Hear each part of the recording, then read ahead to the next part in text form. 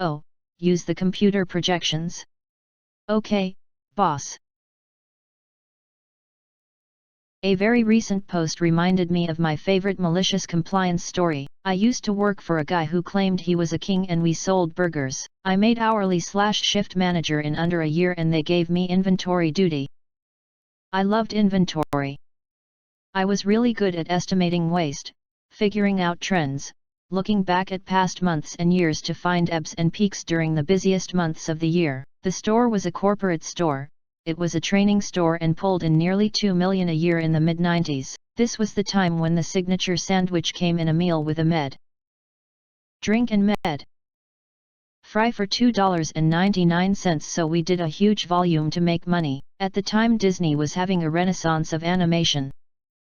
Beauty and the Beast, The Little Mermaid and on and on. This all took place leading up to the release of Pocahontas. I'm being a good little shift manager and keep the teams going. I pitch in where I'm needed, handing out breaks and making the inventory orders. The DM gets word that our orders are varying greatly from week to week, so he comes in to see why. I explain I look at past volume of sales, the weather, any local events or promotions going on and adjust it. He demands the waste logs. I show him. We were in the top 20% of kitchens for the least waste in his district. He talks to the GM. I am then told to go back to ordering the way we used to because the distributor doesn't like the way the order changes. It was noted in my file. Sir, yes, sir. I realized that Pocahontas was releasing that next week, so we'd need more kid meal bags, more cups, as many toys as we could get, and on top of that they had special plastic cups for the extra-sized meals. But, alas, I had new orders from the GM. I complied and placed the order we historically placed for that week. As soon as the Pocahontas items were in store, we started selling them as per corporate's direction. The carnage was delicious. The delivery was Tuesday.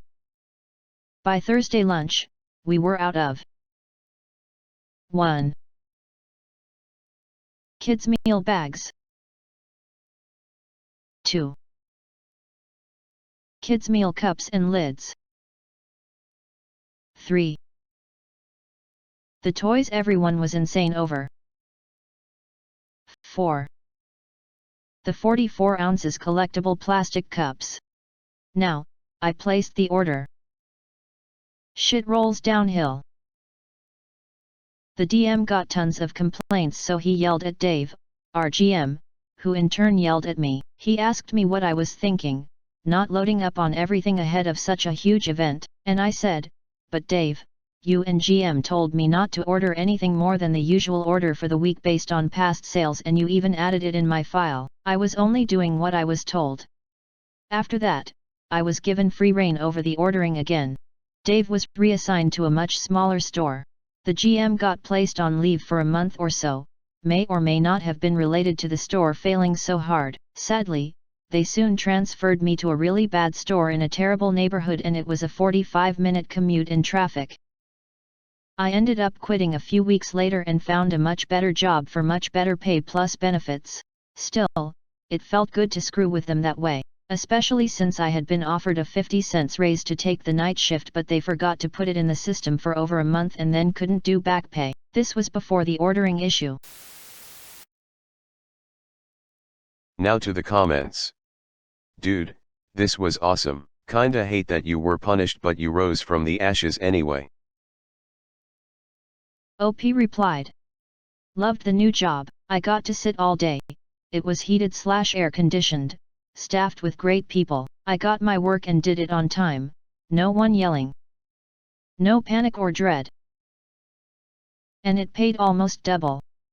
While fast food isn't a bad job and I could have comfortably moved to salaried management and eventually a store manager, the whole inventory issue showed me what my future would be if I stayed, at least in that district. Instead of committing to a career I'd eventually be miserable, and I pivoted and used the managerial experience to land a better job.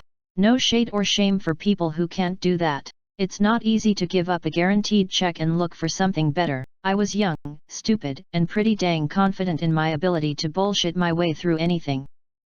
It's the American way. Winky. I don't even know why the DM would care about what the distributor wants. The store ordered what they ordered for a reason.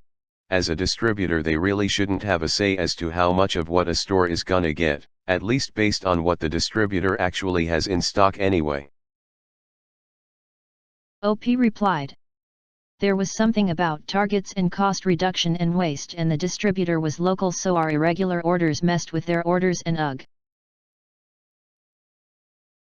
Strange. Even stranger considering that you even showed the DM that you guys waste way less than other stores. DM just ignored. Yeah. Sucks to be him. I don't know about everyone else, but I love it when incompetent managers get to feel the fallout of their stupidity and their craving for power. UMC story brightened my evening, thank you, OP. I am just imagining you sitting there, ordering for the Pocahontas week and thinking at my signal, unleash hell, while you press the order button. OP replied. I was giggling madly when after I called it in. Way back then we didn't have internet and email for the stores. American Online, AOL, and CompuServe were still in their infancy and charged by the minute to connect on top of phone fees. The internet wouldn't exist, as we know it, until a few years after this took place. Please explain how America Online, AOL, existed a few years before the internet as we know it. Did you access AOL using another handle than www.aol.com? Was there no World Wide Web at all? How did you send and receive email without .com, internet, email addresses? I used email addresses whose segments were separated by bangs, to send and receive email at work, but AOL did not. Transferred me to a really bad store in a terrible neighborhood. Retaliation. Constructive dismissal. OP replied. I was barely 21 and didn't even think of labor laws. Too busy scrambling to find a job after I ended up quitting mid-shift. That's a whole other story, but had nothing to do with MC. Corporations be like that, though.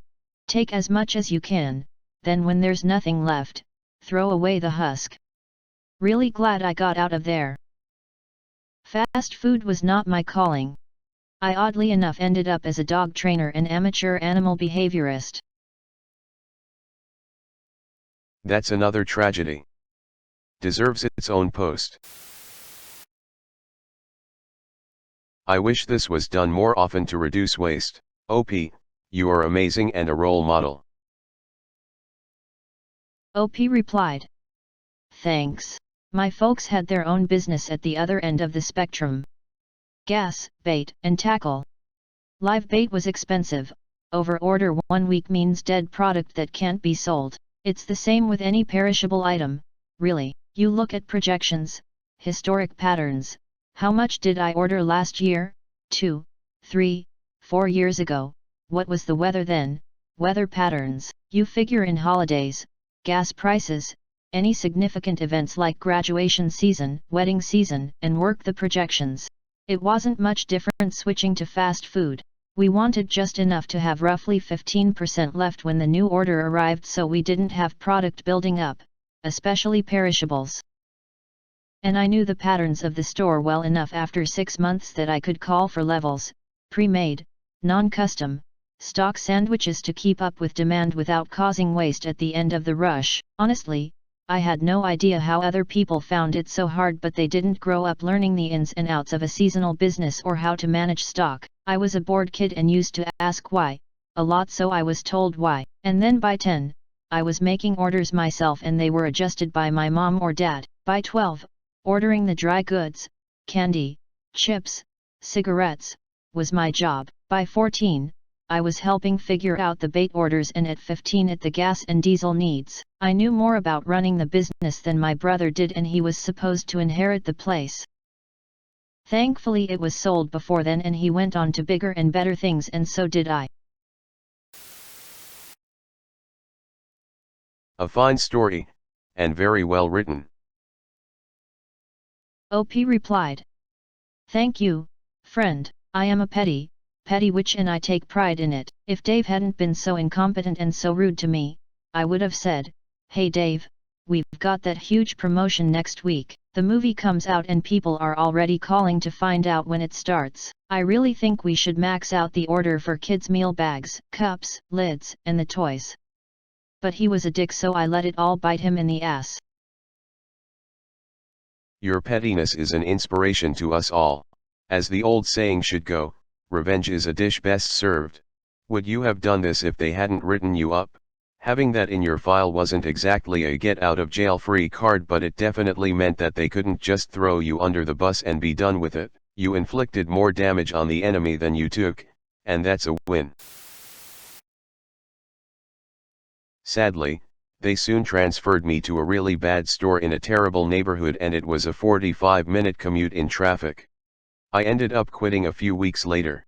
Sounds like their goal was to punish you for the MC, with the added bonus of it likely prompting you to quit, as you did, so that they didn't have to fire you for doing exactly what you were told to do. Typical management BS. OP replied. The store manager at the new place was thrilled to have me. We'd done some training classes together and I have a feeling he requested I be assigned there. It wasn't worth the $6.75 an hour.